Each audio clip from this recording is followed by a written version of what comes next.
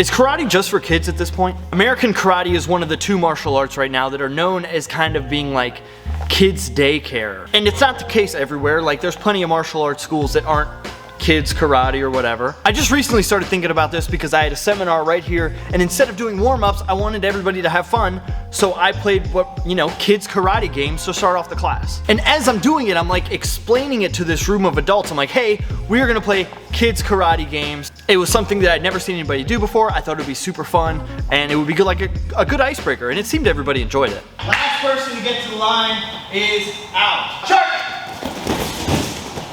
Was it just the fact that they were games that made them for kids? Now, frankly, I teach karate only to kids. For me personally, I like to teach kids because they're way more fun. They let themselves have more fun. We're allowed to play games and nobody questions it. Sure! The point is the meanest part about it. Now, granted, a lot of the times that I'm teaching kids karate, we play games, not just because the kids enjoy it and they have fun and I enjoy it and I have fun, but also because it kind of like tricks them into learning the stuff that we're supposed to be learning, Miyagi style. Just like I tricked the adults into warming up.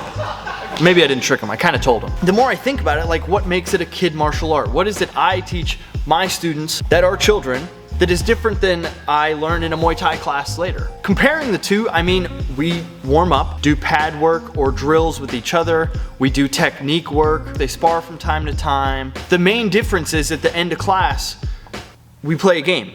It's not a cold finish. It's kind of like common knowledge to anybody that teaches kids that you have to make things more exciting, more interesting in order for them to be involved. Exciting and interesting part of if you're taking a class out here is that you got to work out in and you are exhausted by the time you're done. That's like the goal. Kids don't get exhausted, so you kind of have to entertain them in different ways. But to go back to why adults don't play games more often, is it because we don't let ourselves? Is it because the idea of games and like fun things is kind of how we describe it in our own head as childish?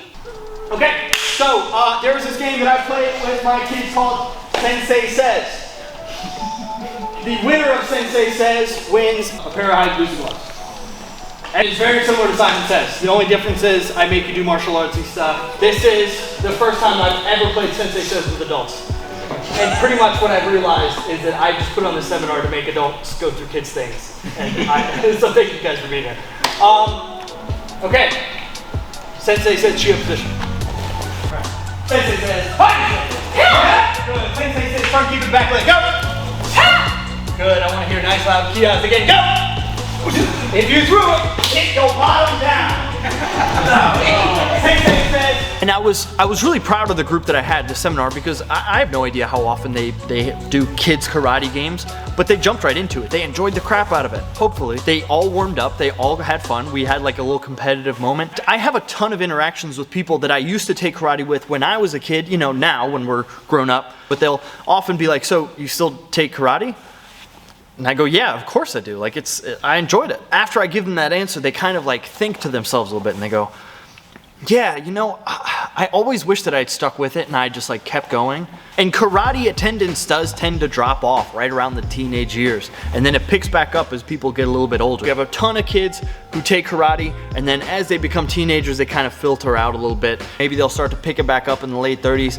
And then you have an older generation that's taking karate as well. Which goes to show that I don't think karate or even games are something that is for children. That it's something that's kind of lifestyle based. They're in your years where you don't really care what people think. You do it all the time. You enjoy the crap out of it. As you get older and you start to think about, oh, well, what do people think about me doing karate, playing games and doing martial arts and kicks and flips and stuff like that? It becomes less cool, like less people do it. We start to value things that are seen not so much as fun, but more so useful. And by taking away any focus from what is useful, it kind of is seen as something that's more childish, something you would have done back then when you didn't have any responsibilities. However, most of us still don't have responsibilities as a martial artist. Good, again, go!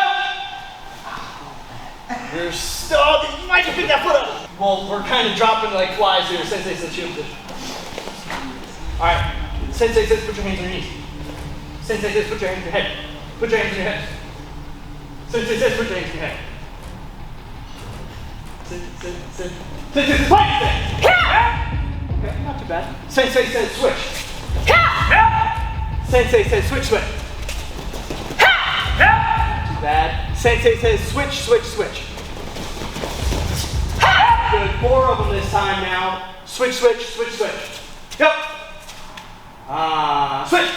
Most people are not professional fighters. Most people will not have to use what they learn in a street fight. Most of us are hobbyists. I'm a hobbyist. Now, if you're a professional athlete, that's one thing. I can understand why the time that you spend training is precious, and you might want to make sure it's as pure and intense as possible. But most of us aren't fighters. I'm not a fighter, and odds are the stuff that I do learn, I might not even end up using for self-defense. Like, I just won't have to be in that situation at all. In fact, even professional fighters have games and things that they do to, like, you know, let themselves relax. Like Khabib, that wrestling basketball thing that they do, which looks like fun. Like, I'd love to do that. Maybe aside from the wrestling part, maybe if it was like stand-up striking basketball. I could be onto something there.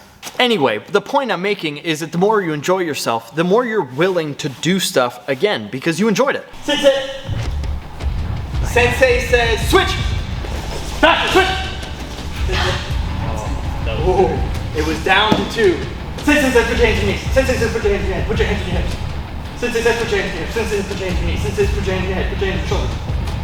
Sensei says put your hands in your shoulders. Oh. Sensei says put your hands in your hips. Sensei says put your hands in your head. Sensei says put your hands in your knees. Put your hands in your hips. Sensei says put your hands in your shoulders. One of you has to win. Sensei says look at each other, lock eyes, and don't move. No giggling. Does anybody have any good jokes? Yes. I took a poll, and 100% of the people in the tent were really, really ticked off. What? I took a poll. So there's a guy walking down the street. The guy's walking and he kind of feels like something's wrong. He hears a very faint.